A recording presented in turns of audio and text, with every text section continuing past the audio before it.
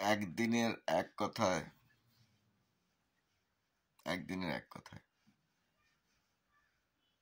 Actually প্রথম ওয়ার্ডে প্রেম হতে পারে, সম্পর্ক হতে পারে, বন্ধুত্ব হতে পারে। এক কথায় প্রেম, এক কথায় বন্ধুত্ব, এক কথায় সম্পর্ক। কিন্তু এক কথায় মৃত্যু হয় না। মৃত্যু অনেক কষ্টের।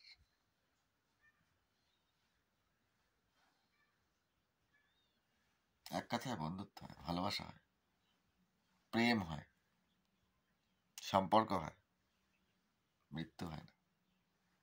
মৃত্যু বহুত কঠিন, বহুত কঠিন। মৃত্যু অত সোজা নয়।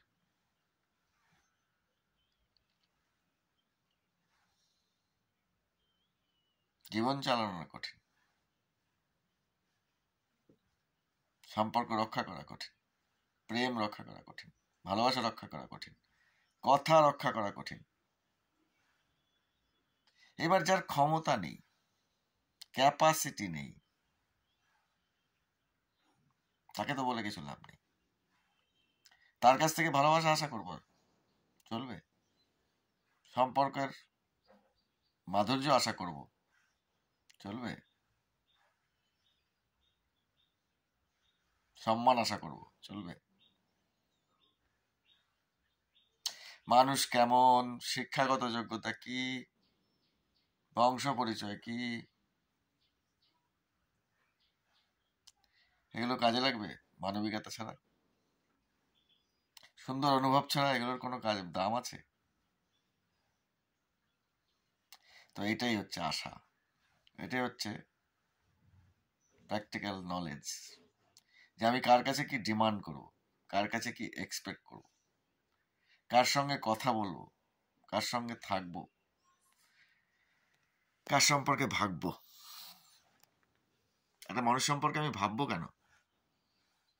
যার কোনো উন্নতি হয়নি, যার উন্নতি হওয়ার কোনো চেষ্টা নেই, শুধু নিজেরটা গোছাতে ব্যস্ত, নিজের কিসে ভালো হবে সেটা নিয়ে সে ব্যস্ত, যে মানুষ সম্পর্কে একটা দিনও চিন্তা করেনি। কিছুটা সময় তার কাছে নেই, কিছুটা সময়ও তার কাছে নেই। সে শুধু নিতে ব্যস্ত, বিভিন্ন দরকারে শুধু চাই চাই চাই। তাহলে তার সম্পর্কে কি ভাবা যাবে? কিছু ভাবার আছে? তো তাই বলছি, এত সোজা নয়। Not so simple.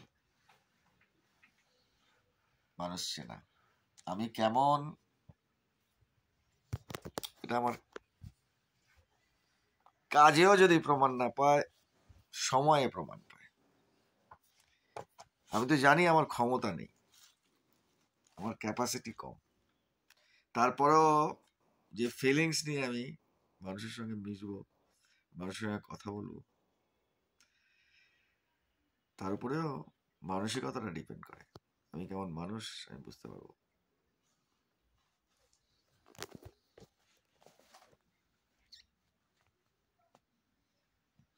মজার ব্যাপার, অতটা কঠিন নয় অ্যাকচুয়ালি। কঠিন আমরা করে ফেলি। এবার যার ক্ষমতা নেই তার উপরে কি ডিপেন্ড করা যায়? তার উপরে ডিমান্ড করা যায় তার কাছে কিছু? তাকে মেরে ফেলার ক্ষমতা আছে আমার? তাকে অপমান করে কোনো লাভ হবে? নিজের ক্ষতি।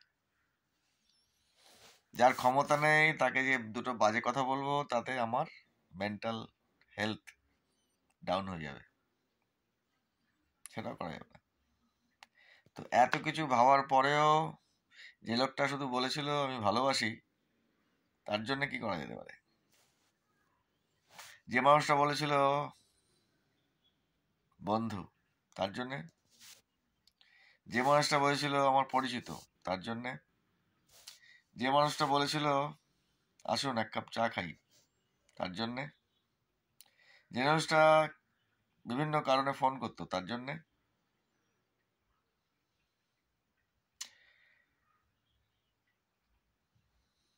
বুঝতে পেরেছেন? সমস্ত সম্পর্ক মাপা, সমস্ত কাজ মাপা, সমস্ত কথা মাপা। তো কোথায় গন্ডগোলের, কোথায় অত কষ্ট বোঝার, জীবন বোঝার, মানুষ বোঝার, সম্পর্ক বোঝার, শিক্ষা বোঝার, বংশগত পরিচয়? সে তো আমি আগের গল্পেও বলেছিলাম, শ্রীকৃষ্ণ তার নিজের সন্তান শাম্বকে বোঝাতে পারেনি জীবন কি। তো শ্রীকৃষ্ণ, হ্যাঁ, যে সমস্ত সংসারকে জীবনে কিভাবে চলতে হয় শেখালো, শান্তির জন্য যা যা দরকার সেটা শেখালো, সে নিজের সন্তানকেই শেখাতে পারেনি। তো এটাই লাইফ, প্রমাণিত কর্ম। যার যার কর্ম তার তার জীবন। শুধু মাঝে মাঝে একটু দুঃখ লাগে যে কিছুই বোঝাতে পারলাম না, কিছুই বুঝলামও না, অনেকটা সময় নষ্ট হয়ে গেল। এত সময় নষ্ট, জীবন ভর লেগে যাবে। কোথাও 5 বছর, কোথায় 10 বছর, কোথাও 20 বছর, কোথাও 30 বছরও বোঝানো যাবে না যে জীবনটা আসলে কি। মৃত্যুর পরে বুঝে তো লাভ নেই।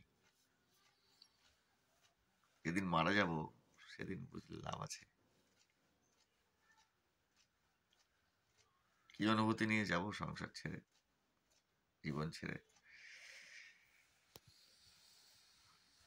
এই আর কি। কয়েক জায়গায় যেখানে নিজেকে কন্ট্রোল করা যায়নি, সেখানকার জন্য নিজের প্রতিও মায়া হয়, দয়া হয়, যে ওইটুকুও না করলে হতো, কি লাভ।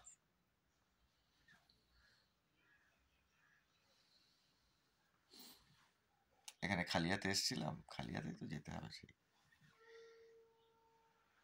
ওই যা কিছু অর্জন, উপার্জন সবই এখানে উপভোগ করে যাওয়াটা ভালো। পরজন্মের জন্যে, পরের জীবনের জন্যে ভালো কিছু জিনিস যদি নিতে হয় তাহলে শান্তিটাই নিয়ে যাওয়া ভালো পরের জন্মের জন্য। এই জন্মে যতটুকু অসুবিধা জীবনে চলেছে, পরের জন্মে সেটুকু আর বহন করে নিয়ে যেতে চাই না। প্রচুর কষ্ট, এই কষ্টটা বহন করব না। জীবনের শেষ কটা দিন আনন্দে কাটাবো। যার পছন্দ হবে না তার সঙ্গে কথা বলবো না, যার দরকার নেই সেখানে যাব না, যার আনন্দ আছে তাকে আনন্দে থাকতে দেব, যে অ্যাভয়েড করবে সেখানে যাব না, যে ইগনোর করবে সেখানে যাব না, যে ভালোবেসে ডিমান্ড করবে সেটা পূর্ণ করব, যদি অন্যায় ডিমান্ড হয় করব না। তাই আর কি, যা কিছু শান্তিতে হতে পারে সেটা করব, চেষ্টা করব। পুরো ব্যাপারটাই কিন্তু ভাগ্য, ভাগ্য ছাড়া কিচ্ছু নয়, ভাগ্য ছাড়া কিচ্ছু নয়। ওই ড্রাইভিং সিটে বসে লাইফ চালানোর মতন, কিন্তু সবকিছু ড্রাইভারের হাতেও থাকে না। আশেপাশের কিছু গাড়ি এসেও ধাক্কা দিয়ে চলে যেতে পারে। মাঝে মাঝে দেখা যায় যে পাশ থেকে এমন হর্ন বাজায় যে ড্রাইভার সিটে বসে মাথা ঠিক রাখতে যায় না। কখনো রাতের বেলায় আলো, বিভৎস আলো চোখে এসে পড়ে, ঝাপসা হয়ে যায় চোখ, তখনও অ্যাক্সিডেন্ট হতে পারে। দু একজনের আবার ড্রাইভিং সিটের বসার লোকটাকে পছন্দ হয় না, সাইড থেকে কটু কথা বলে চলে যায়। কেন গাড়িতে চড়বো ভাই?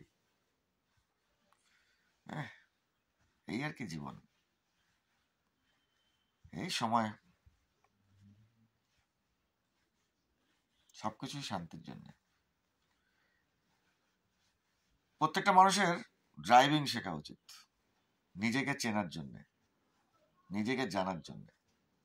ড্রাইভিং শিখলে ধৈর্য শেখা যাবে, শিক্ষা জানতে পারবেন। ড্রাইভিং সিটে বসে পৃথিবীটাকে যদি সুন্দর দেখা যায়, সব কিছু শান্ত দেখা যায়, সব কিছুকে ঠিক মতো নিয়ন্ত্রণ করা যায়, সবার জন্যে ক্ষমা, সবার জন্যে দয়া, সবার জন্যে শান্তি ফিল করা যায়, তাহলে বোঝা যাবে জীবনটা ব্যালেন্স চলছে, ঠিক ঠিক চলছে। অন্যায় আসবেই, অন্যায় হবেই, সব কিছু নিজের কন্ট্রোলে নেই। ত্যাগ, ক্ষমা, সম্মান, এগুলো নিয়ে ড্রাইভিং সিটে বসে জীবনটাকে চালাতে পারলে better. Enjoy good activities, feelings.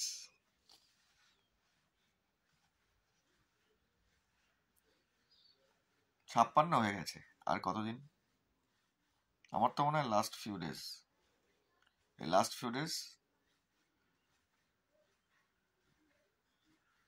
যারা বুঝেছে তাদের নিয়ে চলতে পারলে ভালো হতো, যারা বোঝেনি তাদের নিয়ে চলা যাবে না।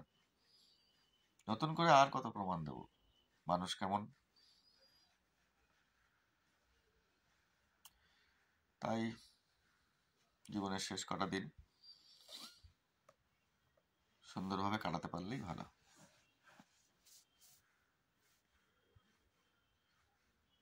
আশীর্বাদ করুন সবাই, ভগবান যেন শান্তিতে শেষ কটা দিন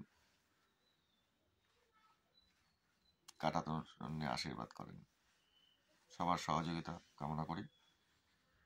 thank you all, thank you everybody. Journey যেমন কাটলো, জীবনের জার্নিটা যেমনভাবে কাটালাম, সুখে দুঃখে আনন্দে, যার সঙ্গে যেমন, যতটুকু অন্যায় করেছি সেসব অন্যায় কাজের জন্য, কাজকে ভালো করার জন্য, বাঁচার জন্য, সুখের জন্য, শান্তির জন্য, সবার আনন্দের জন্য। যতটুকু করেছি নিজের স্বার্থে সেটা অন্যায় করেছি,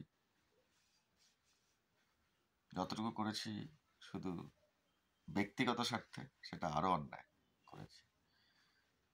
ক্ষমা করবেন, ভালো থাকবেন, বাই।